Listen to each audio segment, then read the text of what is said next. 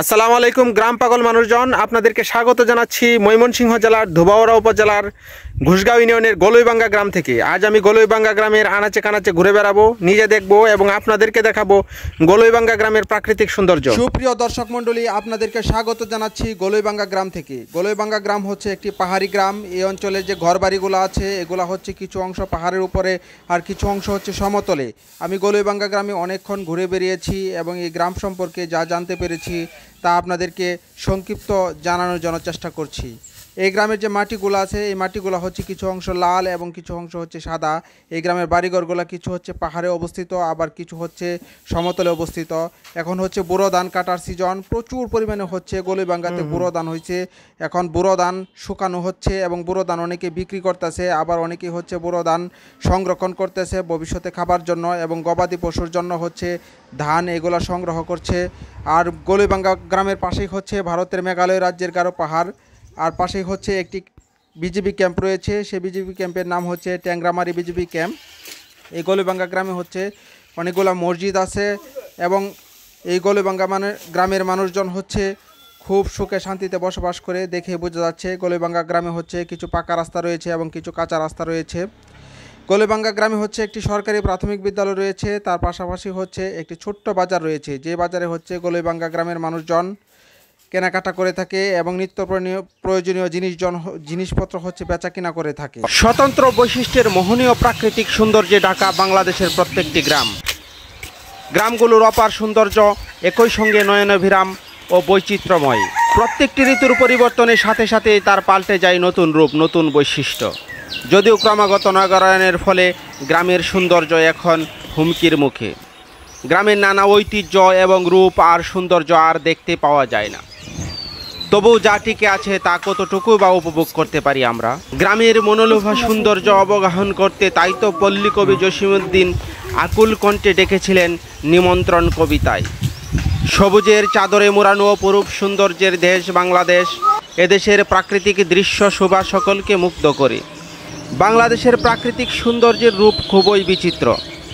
এদেশে হাওর বাউর বিল নদী মাঠ ঘাট আকাশ পাহাড় অরণ্য দেখে আমরা মুগ্ধ। পৃথিবীর বৃহত্তম বদ্বীপ বাংলাদেশ প্রাকৃতিক সৌন্দর্যের এক লীলা নিকেতন।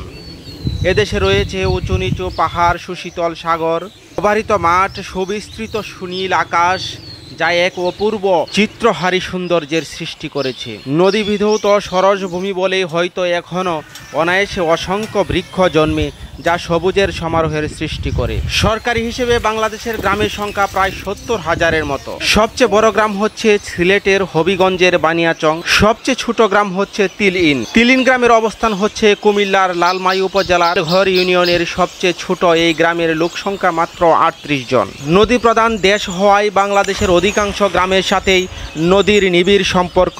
গ্রামের অধিকাংশ মানুষের জীবন জীবিকার সাথে নদীর সম্পর্ক রয়েছে নিবিড়ভাবে। পদ্মা, মেঘনা, যমুনা, সুরমা, করতোয়া, ব্রহ্মপুত্র সহ 2 শতাধিক নদী বয়ে গেছে অধিকাংশ গ্রামাঞ্চলের বুক চিরে। নদী ছাড়াও রয়েছে হাজারো খাল বিল হাওর বাউর, প্রত্যেকটি গ্রামেই দেখা মেলে জলাশয়। বাংলাদেশের গ্রামগুলোর নাম যেমন চমৎকার, মনে ব্যঞ্জনা সৃষ্টি করে, তেমনি সুন্দর অধিকাংশ হাওর বাউর বিলগুলোর নামও চমৎকার।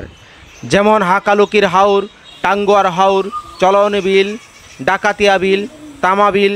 অধিকাংশ গ্রামগুলোতে শুধুমাত্র প্রাকৃতিক আচরণের সাথে তাল মিলিয়ে চলে গ্রামের জীবনযাত্রা। রোদ বৃষ্টি ঝড় বর্ষা সব কিছুর সাথেই গ্রামের জীবনযাত্রার রয়েছে নিবিড় সম্পর্ক। ঋতু বদলের সাথে সাথে বদলে যায় গ্রামের রং রূপ লাবণ্য। তাই তো শরতে দেখা যায় শুভ্র মেঘ, কাশফুল, ঝকঝকে নীল আকাশের অপূর্ব সংমিশ্রণ। নদীর তীরে তীরে শুভ্র কাশফুল, গাছে গাছে হাসনা হেনা কিংবা শিউলি, কামিনী, বেলি, বিলে জিলে শাপলার সমারোহ। এক একটি গ্রাম যেন হয়ে যায় আশ্চর্য এক মধুরূপ সৌন্দর্য। এক একটি গ্রাম ঢেকে যায় এক এক আশ্চর্য রূপ মাধুর্যের সৌন্দর্যে। কখনো আনন্দের বার্তা নিয়ে আসে শরতের বৃষ্টি, চারপাশে শুভ্রতার মাঝে বৃষ্টি হৃদয় মনকে করে তোলে প্রফুল্ল। বৃষ্টি শেষে দিগন্ত জোড়া রংধনু, মনের মাঝেও যেন আকাশের রং মেলে। নরম রোদের সকাল, রাং মাখানো সূর্য, রাতের স্বচ্ছ আকাশে চাঁদ কিংবা লাখো নক্ষত্রের শরতের সৌন্দর্যকে তুলে অপার্থিব করে তোলে। শরতের রূপে মুগ্ধ হয়ে নজরুল লিখেছিলেন, সৈপাতালো কি শরতে আজিকে স্নিগ্ধ আকাশ ধরণী, নীলিমা বাহিয়া সাউগাত নিয়া নামিছে মেঘের তরণী। হেমন্তে আবার গ্রাম পাল্টে যায় অন্যরকম আবহে। নির্মল প্রকৃতি আর দিগন্ত বিস্তৃত মাঠে পাকা ধানের অপরূপ সৌন্দর্যের কিরণে চারপাশে বিচরণ করে সোনালি আভা। কালের বিবর্তনে দিগন্ত জোড়া মাঠ হারিয়ে গেলেও গ্রামের পথে প্রান্তরে হেমন্তের ভাটা পড়েনি আজও। পাতা জড়া এ ঋতুতে ফুটে কামিনী, অপরাজিতা, গন্ধরাজ, মল্লিকা সহ নানা রকম ফুল। নবান্নে উৎসবে পিঠা, পায়েস আর নদী, নালা, খাল, বিলে, হাঁটু পানিতে দেখা যায় মাছ ধরার উৎসব। মাঠ জুড়ে পাকা ধানের সোনালি রূপ সৃষ্টি করে হৃদয় ভোলানো আবহে। তবে গ্রামের রূপ সবচেয়ে বেশি পরিবর্তন আসে বর্ষায়। চারদিকে থই থই পানিতে গ্রামগুলো যেন ভেসে থাকে। সে এক অপরূপ দৃশ্য। রিমঝিম বৃষ্টি আর মেঘ বাদলের লুকোচুরিতে প্রাণ ফিরে পায় প্রকৃতি। ডালে ডালে ফুটে দৃষ্টিনন্দন কদম। বৃষ্টি ও বন্যায় ঝকঝকে চকচকে প্রাকৃতিক সৌন্দর্যকে এড়িয়ে যাওয়ার সাধ্য আছে কি কার? তবে সবুজের সমারোহ বাংলাদেশের প্রত্যেকটি গ্রামেরই সাধারণ বৈশিষ্ট্য। ছবির মতন গ্রামগুলো সৃষ্টিকর্তা যেন এঁকেছেন আপন মনের মাধুরী মিশিয়ে। সব গ্রামেই চালতা, বেলি, নয়নতারা, কামিনী, অপরাজিতা, কাঁঠাল চাপা, দোলন চাপা, শিমুল, ঝুমকু জবা, শাপলা, জারুল, ঘাসফুল সহ। প্রিয় বন্ধুরা, আপনাদেরকে অসংখ্য ধন্যবাদ এতক্ষণ আমার সাথে থাকার জন্য, আমার ভিডিওটি দেখার জন্য।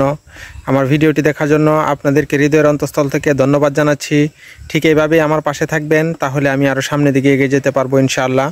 আমার ভিডিওটি যারা দেখেছেন অবশ্যই আমার ভিডিওটি লাইক, কমেন্ট এবং শেয়ার করে আমার পাশেই থাকবেন।